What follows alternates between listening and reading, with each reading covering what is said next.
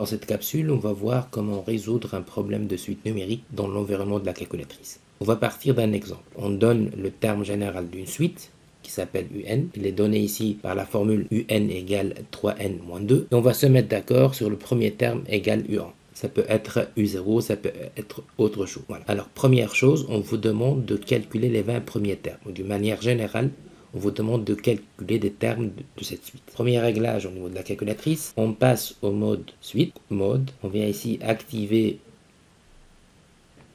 l'option suite. Je quitte cet environnement et je vais résoudre ce problème de deux manières.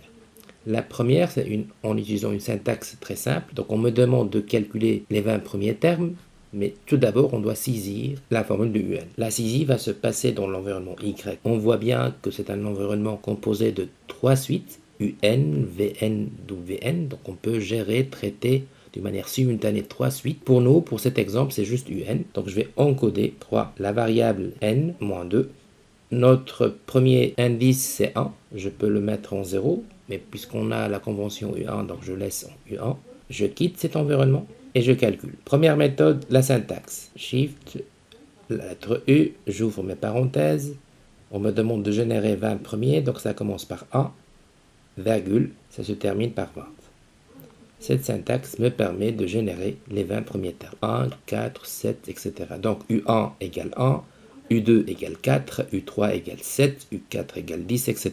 Deuxième façon, un tableau de valeurs. Tout d'abord, je vais vers le réglage de mon tableau. Ma première valeur, c'est 1. Je laisse un écart de 1. Oui, parce que j'ai besoin d'un pas de 1. Je laisse en automatique, Je quitte cet environnement et je passe maintenant au mode tableau de valeurs.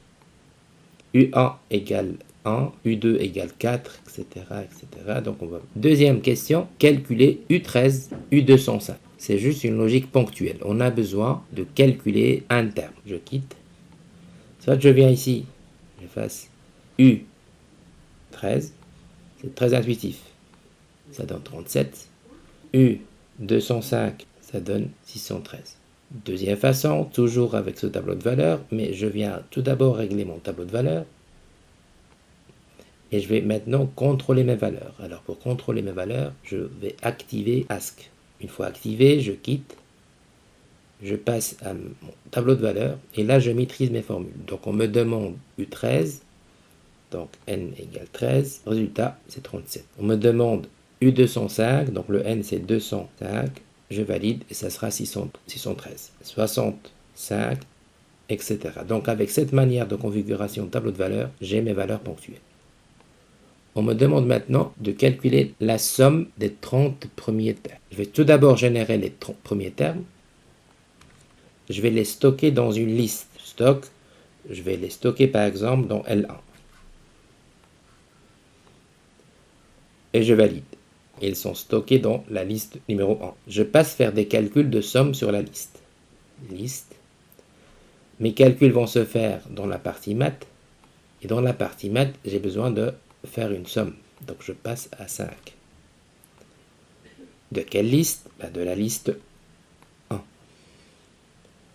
Avec cette syntaxe, je demande à la calculatrice de me faire une somme sur les 30 éléments de cette liste.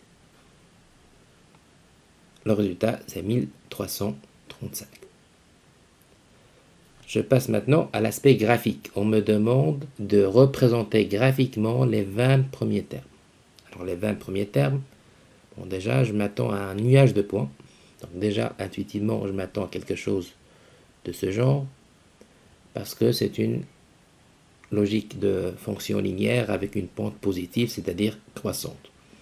Alors on sait que pour passer au graphique, on peut déjà passer au graphique, mais on n'a pas un graphique optimal. On voit bien 4 points, mais moi j'ai besoin quand même de représenter graphiquement les 20 premiers. Configuration, ça va se faire sur la partie fenêtre.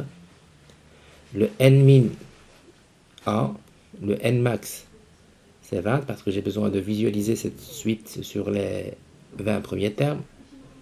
Je passe à Xmin. Bon, Xmin, je sais que quand je suis en train de représenter graphiquement des suites, ça passe par 0 Donc x min c'est 0, on n'a pas besoin d'avoir des abscisses négatives, donc c'est 0. Je passe à x max, bon, je vais mettre 22 par exemple. Y min, c'est juste U1, puisque c'est une suite croissante, donc sa valeur minimale c'est U1. Y max est U20. Le pas de 1 me convient, mon réglage, je quitte. Et je passe maintenant à graphe. Et là, j'ai quand même un nuage de points qui parcourt les 20 premiers termes. C'est une représentation graphique très intéressante, surtout quand on est dans une logique de conjecturer des limites.